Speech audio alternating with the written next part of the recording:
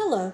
So I'm really excited today because we're finally going to start a series on walking, much of which is information that has been shared to me by our Alexander technique professional, Carolyn Johnson. And we're just very lucky to have her in Pittsburgh. In the upcoming videos, we'll have a lot of details to share, but today we're going to be looking at three specific things. First, we'll look at anatomy. Second, we'll look at weight shifting from a standing position. And finally, we'll look at shifting weight during an actual walk.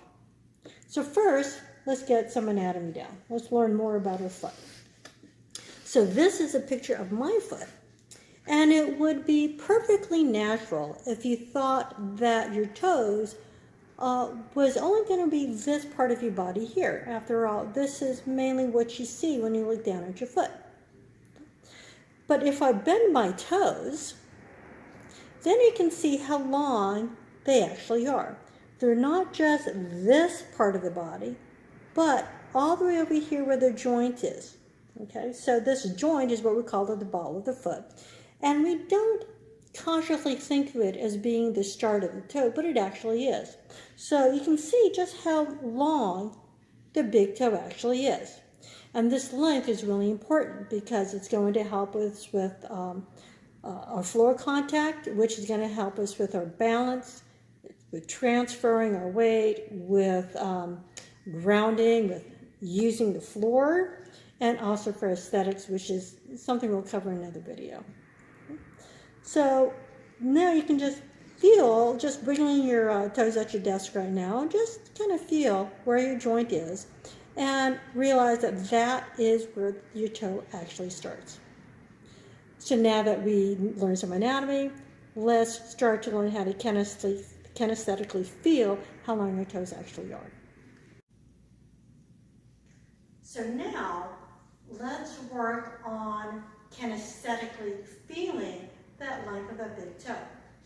And what we're going to do is stand with our weight on one foot. We're not going to worry too much about our other foot. We're just going to keep it relaxed.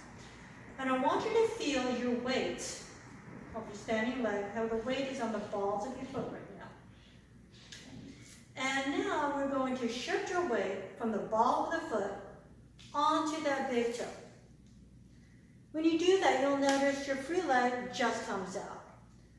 And that happens because your body doesn't want you to fall, and it will just automatically do that. So we don't even have to think about what's happening with our free leg. We're just going to concentrate on our standing leg.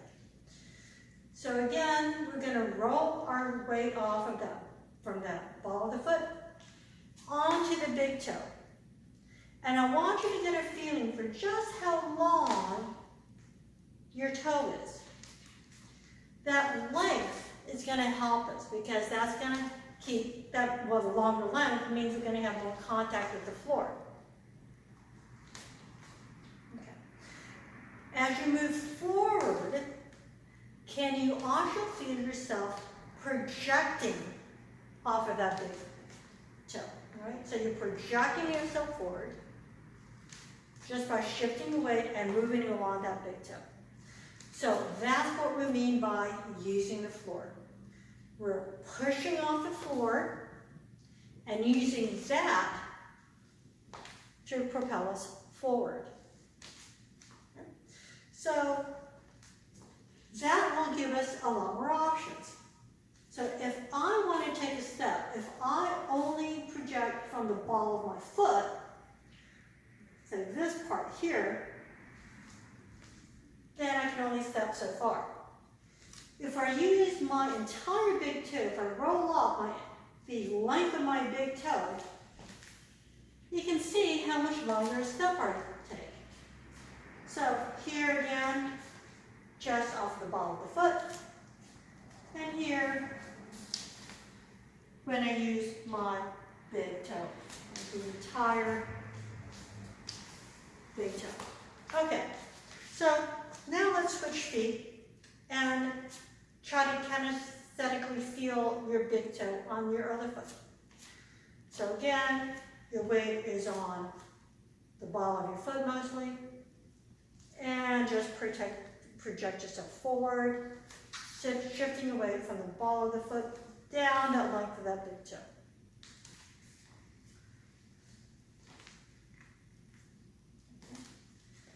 Feel that length again.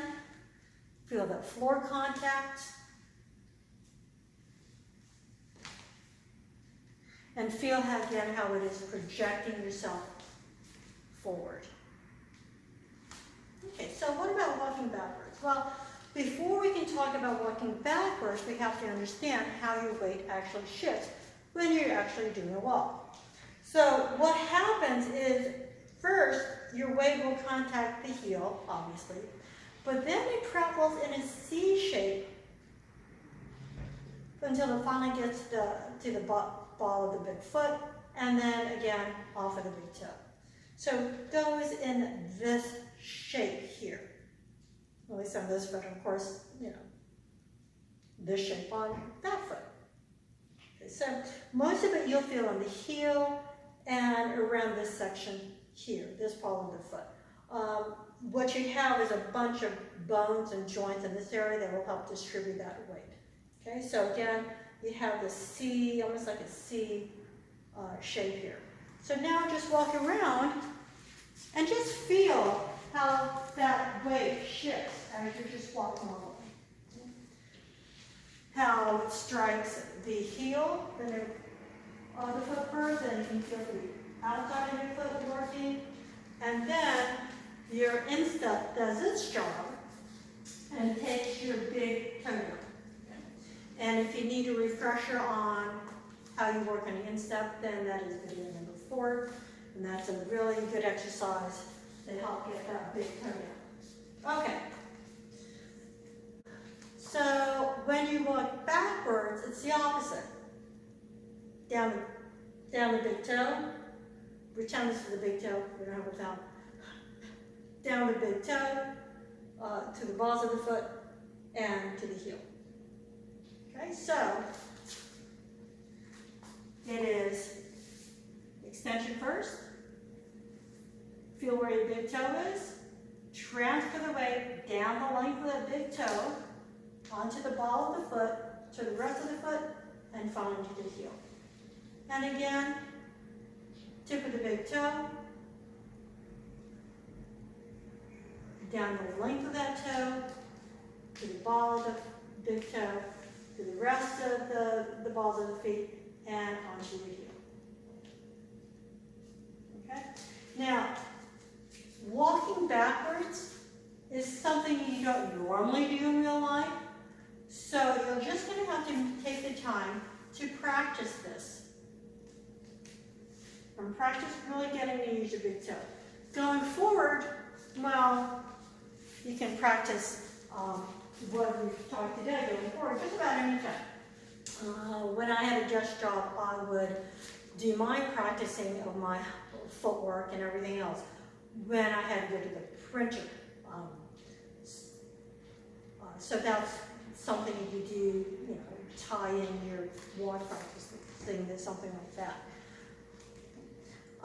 So that is it for this week. We've talked about mapping our foot, or specifically our toe, and how long our toes actually are.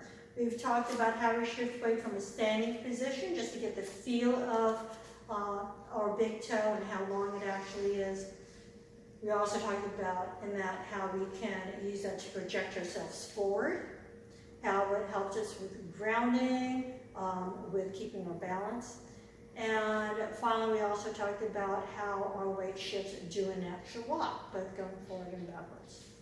So that's really important to understand. It's kind of very basic. Next week, we'll go into more details.